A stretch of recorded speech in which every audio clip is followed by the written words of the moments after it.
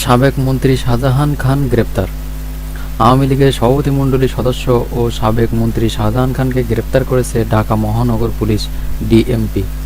বৃহস্পতিবার দিবাগত রাতে রাজধানী ঢাকা থেকে তাকে গ্রেপ্তার করে পুলিশ। তবে কোনো মামলা তাকে গ্রেপ্তার করা হয়েছে সেটি জানা যায়নি।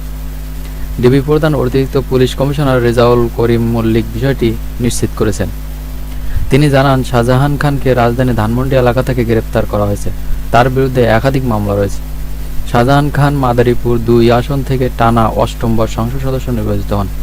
শাহজাহান খান বাংলাদেশ শ্রমিক ফেডারেশনের কার্যকরী সভাপতি। তিনি ১৮৮৬ সালে প্রথমবার স্বতন্ত্র প্রার্থী হিসেবে মাদারীপুর ২ আসন থেকে জাতীয় সংসদের সদস্য নির্বাচিত হন। একই আসন থেকে পরে বাংলাদেশ আওয়ামী লীগের মনোনয়নে ১৯৯১, ১৯৯৬, ২০০১, ২০০৮, ২০১৪, ২০১৮ ও সর্বশেষ ২০২৪ সালে নির্বাচনে সংসদ সদস্য নির্বাচিত হন। গণভবন হবে জুলাই গণঅভ্যুত্থান স্মৃতি জাদুঘর। গণভবনকে জুলাই গণঅভ্যুত্থান স্মৃতি জাদুঘর করার সিদ্ধান্ত নিয়েছে অন্তর্বর্তী সরকার। বৃহস্পতিবার তেজগাঁওয়ে প্রধান উপদেষ্টার কার্যালয়ে অনুষ্ঠিত উপদেষ্টা পরিষদের সভায় এই সিদ্ধান্ত গৃহীত হয়। বর্তমান উপদেষ্টা পরিষদের ৫ম এ সভায় সভাপতিত্ব করেন প্রধান উপদেষ্টা ডক্টর মোহাম্মদ ইউনূস। পরে সন্ধ্যায় রাজধানীর ফরেন সার্ভিস একাডেমিতে উপদেষ্টা পরিষদের সভার সিদ্ধান্ত জানান যুব ও ক্রীড়া উপদেষ্টা আসিফ মাহমুদ সজীব ভূঁইয়া। তিনি বলেন, গণভবন জনগণের জন্য উন্মুক্ত করে দেওয়া হবে। জুলাই গণঅভ্যুত্থানের শহীদদের স্মৃতি এবং বিগত ফ্যাসিবাদী আমলে যত অন্যায় অবিচার হয়েছে তার সবকিছু সংরক্ষণ করার জন্য এটাকে জুলাই গণঅভ্যুত্থান স্মৃতি জাদুঘর হিসেবে প্রতিষ্ঠা করা হবে। উপদেষ্টা আসিফ মাহমুদ বলেন, গণভবন যে অবস্থায় আছে জনগণ যেভাবে রেখেছেন সে অবস্থায় রাখা হবে। এর মধ্যে ভেতরে একটি জাদুঘর প্রতিষ্ঠা করা হবে যাতে গণঅভ্যুত্থানের স্মৃতি সংরক্ষিত থাকে। এ বিষয়ে আজকের উপদেষ্টা পরিষদের বৈঠকে সিদ্ধান্ত গৃহীত হয়েছে এবং দ্রুতই এ বিষয়ে কার্যক্রম শুরু করা হবে।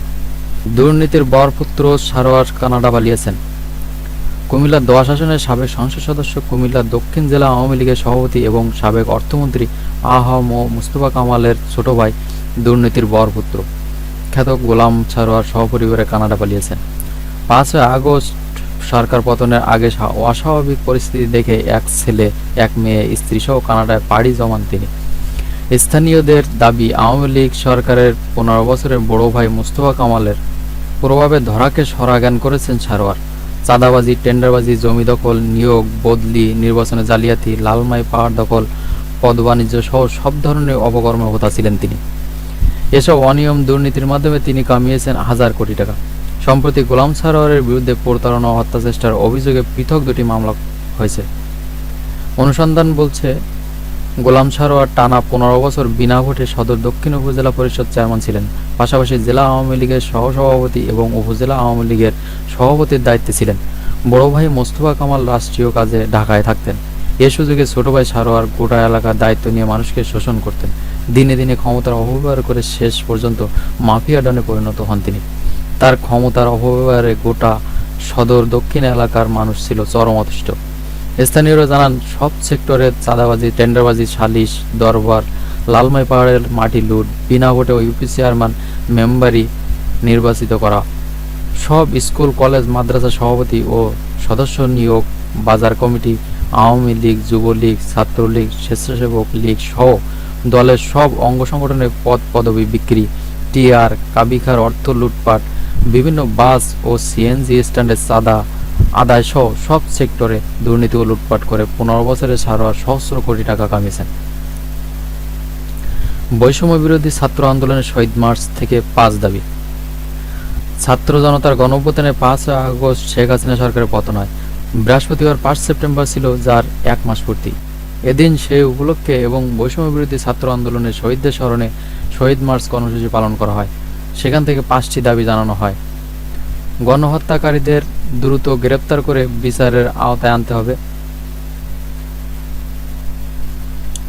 ১ নম্বর, গণহত্যাকারীদের দ্রুত গ্রেপ্তার করে বিচারের আওতায় আনতে হবে। ২ নম্বর, শহীদ পরিবারদের আর্থিক ও আইনি সহযোগিতা দ্রুত সময়ের মধ্যে দিতে হবে। ৩ নম্বর, প্রশাসনের দুর্নীতিবাজ ও ফ্যাসিস্টদের দোসরদের চিহ্নিত করে অনতিবিলম্বে বিচারের আওতায় আনতে হবে। ৪ নম্বর, গণভবনকে জুলাই স্মৃতি জাদুঘর ঘোষণা করতে হবে। ৪, রাষ্ট্র পুনর্গঠনের রোডম্যাপ দ্রুত ঘোষণা করতে হবে।